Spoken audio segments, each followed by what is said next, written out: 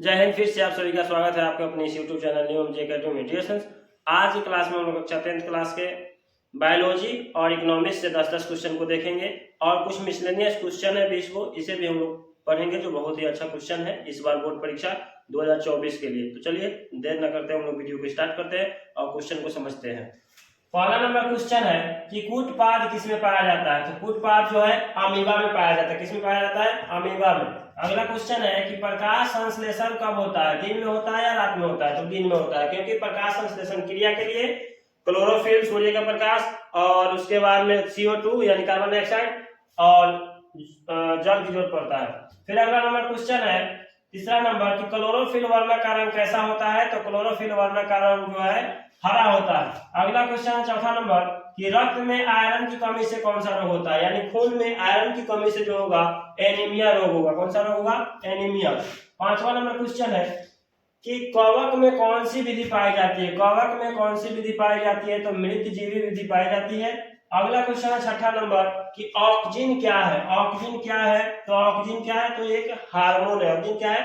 एक हार्मोन है। अगला सातवां नंबर क्वेश्चन है कि मनुष्य में वृक्क जो है किससे संबंधित है। तो उत्सर्जन से संबंधित है। मनुष्य में जो वृक्क है वह किससे संबंधित है? तो उत्सर्जन से संबंधित है। अगला नंबर क्वेश्चन है कि स्वपोषी पोषण के लिए क्या आवश्यक है। स्वपोषी पोषण के लिए क्या क्या आवश्यक है? तो CO2, क्लोरोफिल, सूर्य का प्रकाश। अगर तीनों ऑप्शन में दिख जाए तो सभी पर मानेगा। अगला क्वेश्चन है प्रकाश संश्लेषण क्रिया में ऑक्सीजन बाहर निकलता है। किससे बाहर निकलता है ऑक्सीजन? तो ऑक्सीजन जल से बाहर निकलता है। जल का सूत्र क्या होता है?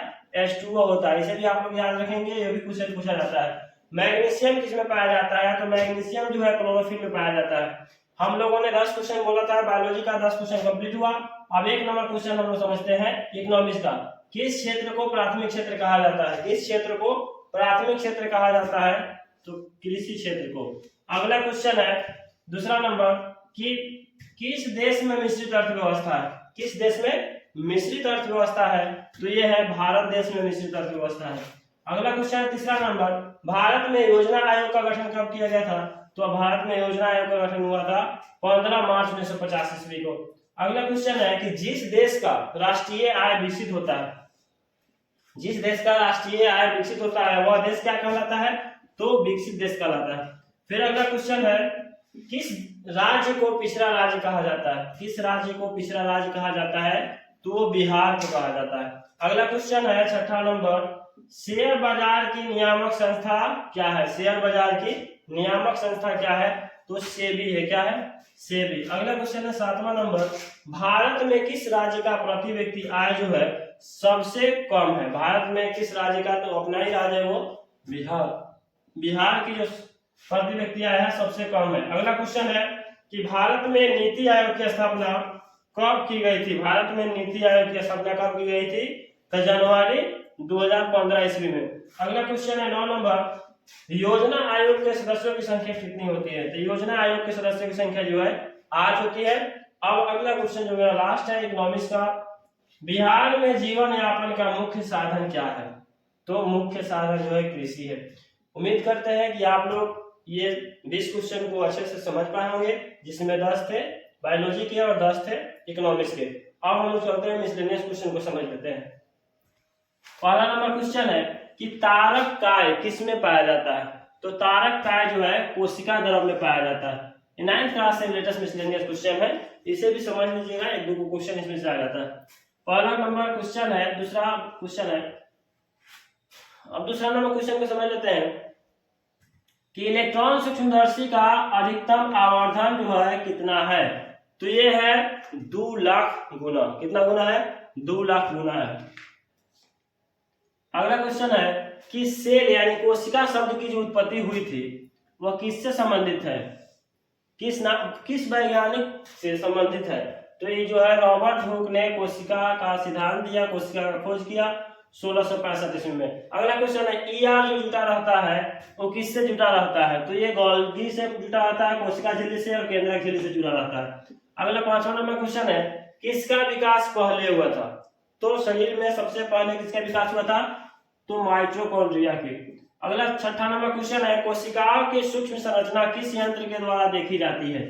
तो कोशिकाओं की जो सूक्ष्म संरचना है वो माइक्रोस्कोप से यानी इलेक्ट्रॉन माइक्रोस्कोप से, साधारण माइक्रोस्कोप से सब चीज नहीं देखा जा सकता, इसीलिए इलेक्ट्रॉन माइक्रोस्कोप की आवश्यकता पड़ी।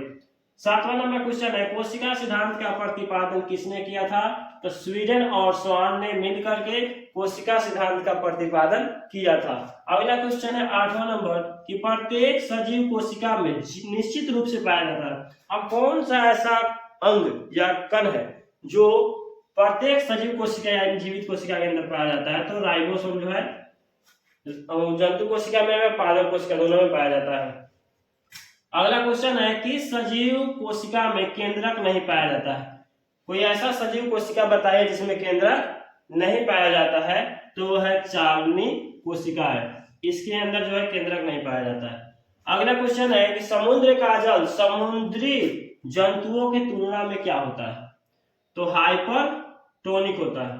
अगला क्वेश्चन है, अब हम लोग 10 क्वेश्चन उसमें बायोलॉजी का ले लिए थे और 10 क्वेश्चन हम लोगों का इसमें भी इकोनॉमिक्स नहीं है। तो इनमें कौन पूंजी है? इसमें पूंजी क्या है? तो किसान का हल ऑप्शन में होगा तो मार दीजिएगा वहां पे। दूसरा नंबर क्वेश्चन है, जो व्यक्ति व्यवसाय में जोखिम का वहन करता है, मतलब कष्ट उठाता है, उसे क्या कहा जाता है? तो उसे साहसी कहा जाता है। अगला क्वेश्चन है, इनमें कौन श्रम के अंतर्गत आती है? श्रम के अंतर्गत कौन कौन आते हैं? तो नौकर द्वारा बच्चों की सेवा, और भी इसमें ऑप्शन होंगे जिसमें सेवा का जिक्र किया गया होगा, वो सब हो जाएंगे। अगला क्वेश्चन है कि पूंजीगत वस्तुएं कौन है? पूंजीगत वस्तुएं जो है कौन कौन है? तो मशीनें है, हल है और ट्रैक्टर है। अगला क्वेश्चन है कि चल पूंजी कौन है? चल पूंजी का मतलब हुआ जाता फिरता, यानी बीज, कोयला, कच्चा माल, ये सब इधर से पैसा आएगा, उधर को आप रिटर्न दीजिएगा। इसमें 5 रुपए 7 रुपए प्रॉफिट करके आप क्या करते हैं? किलो पर दे देते हैं। फिर अगला क्वेश्चन है, उत्पादन पूंजी कौन है? तो मशीन, औजार, हल, ये सब क्या है? उत्पादन करने वाला पूंजी है। फिर उसके बाद आता है 7वां नंबर, उत्पादन के प्रमुख साधन कितने हैं? तो उत्पादन के प्रमुख साधन 5 है। इसमें भूमि है, पूंजी है, श्रम है और भी है 2 को जो माइंड में नहीं है बता देंगे। उत्पादन का अर्थ क्या होता है? उत्पादन का अर्थ होता है उपयोगिता का सृजन करना। क्या होता है? उपयोगिता का सृजन करना। अगला क्वेश्चन है, उत्पादन का निष्क्रिय साधन क्या है? तो उत्पादन का जो निष्क्रिय साधन है वो भूमि है। क्या है? भूमि। अगला 10वां नंबर जो क्वेश्चन है, पूंजीगत वस्तुएं कौन है? पूंजीगत वस्तुएं जो है ये मशीन, हल और ट्रैक्टर है। तो प्यारे बच्चों, हम उम्मीद करते हैं कि आप ये क्वेश्चन को अच्छे से समझ गए होंगे।